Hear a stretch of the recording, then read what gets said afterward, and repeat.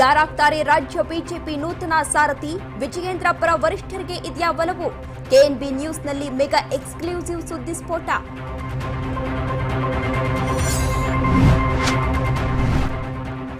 ನವದಂಪತಿಗೆ ಪ್ರವಾಹದ ಅಡ್ಡಗಾಲು, ಸೇತುವೆ ಮುಳುಗಡೆಯಾಗಿ ವರನ ಮನೆಗೆ ಹೋಗಲು ವಧುವಿನ ಪರದಾಟ, ತೆಪ್ಪದಲ್ಲಿ ಸಂಚರಿಸಿದ ಮದುಮಗಳು.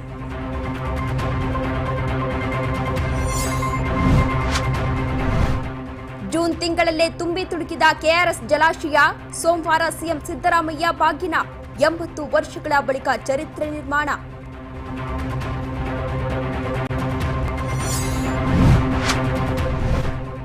ಉಚಿತ ಟಿಕೆಟ್ಗೆ ಆಧಾರ್ ಕೇಳಿದ್ದಕ್ಕೆ ಗರಂ, ಸಂಬಂಧಿಕರ ಕರೆಸಿ ನಿರ್ವಾಹಕನ ಥಳಿಸಿದ ಮುಸ್ಲಿಂ ಮಹಿಳೆ, ವಾಡಿ ಠಾಣೆಯಲ್ಲಿ ದಾಖಲಾಯಿತು ದೂರು.